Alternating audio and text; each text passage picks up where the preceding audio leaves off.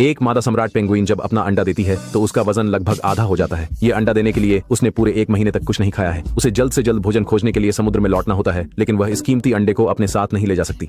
उसे इसे सेने के लिए अपने साथी को सौंपना होगा। नर सम्राट पेंगुइन के पास भी एक विशेष ब्रूड पाउच होता है। मादा पेंगुइन अनिच्छा से अंडा उसे सौंपती है। उस क्षण नर को इसे जल्दी से अपने गर्म पाउच में रखना होता है, नहीं तो अंडा ठोस बर्फ के टुकड़े में जम जाएगा। नर को ध्यान से अंडा लेते हुए देखकर मादा अंततः राहत महसूस करती है और भोजन खोजने के लिए अपनी यात्रा पर निकल पड़ती है। लेकिन कुछ कदम चलने के बाद वह अपने बच्चे को देखने के लिए मुड़ने से खुद को रोक नहीं पाती, छोड़ने के लिए अनिच्छुक। केवल यह सुनिश्चित करने के बाद कि अंडा सुरक्षित रूप से उसके साथी के ब्रूड पाउच में है, वह अपना मन बनाती है और समुद्र की ओर बढ़ती है। अपनी साथी को जाते हुए देखकर नर पेंगुइन भी उतना ही अनिच्छुक होता है, क्योंकि वह उसे फिर से तब तक नहीं देखेगा जब तक अंडा नहीं फूटता। आने वाले दिनों में सभी मादा पेंगुइन जिन्होंने अपने अंडे दिए हैं एक साथ समुद्र की ओर निकल पड़ती हैं, जो 25 किलोमीटर दूर है। पीछे छूटे नर पेंगुइन अंडों को सेने की भारी जिम्मेदारी लेते हैं। जैसे ही ठंडी हवा आती है, तापमान लगातार गिरने लगता है। खुद को और अंडों को गर्म रखने के लिए नर पेंगुइन सबसे आदिम तरीका अपनाते हैं, एक साथ झुंड बनाना। वे एक दूसरे पर झुकते हैं, परत दर परत बनाते हैं, जिससे प्रकृति के सबसे आश्चर्यजनक सहयोगी दृश्य बनते हैं। 4000 नर पेंगुइनों का समूह एक विशाल इंक्यूबेटर की तरह काम करता है। उनका एक ही लक्ष्य होता है, अपने अंडों की रक्षा करना और उन्हें सेना।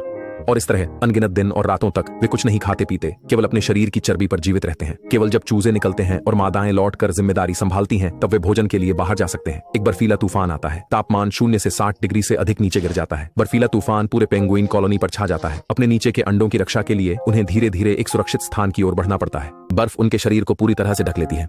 उन्हें खड़ा रखने वाली एकमात्र चीज जीवन की रक्षा की जिम्मेदारी है। बर्फीला तूफान गुजरने के बाद कुछ अंडे चलते समय गिर गए हैं और जम गए हैं। उनके पिता अभी भी उनके पास रहते हैं। बचे हुए नर पेंगुइन को अपनी मूल स्थिति में लौटना होगा, नहीं तो मादाएं उन्हें वापस आने पर नहीं ढूंढ पाएंगी।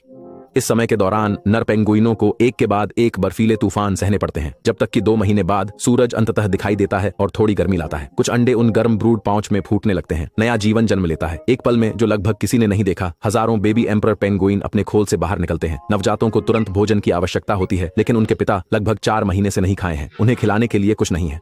हालांकि उनके पास अभी भी एक बहुत महत्वपूर्ण आपातकालीन भंडार है, एक गाढ़ा दूध जो विशेष रूप से इस क्षण के लिए तैयार किया गया है। लेकिन यह केवल चूजों को कुछ और दिनों तक जीवित रख सकता है। मादा पेंगुइन को जल्द से जल्द भोजन के साथ लौटना होगा। कुछ सम्राट पेंगुइनों के लिए यह पहले ही बहुत देर हो चुकी है। वे अपने पिता की गोद में भूख से मर जाते हैं और पिता कुछ नहीं कर सकते सिवाय उन्हें अपने शरीर की गर्मी से ढकने के।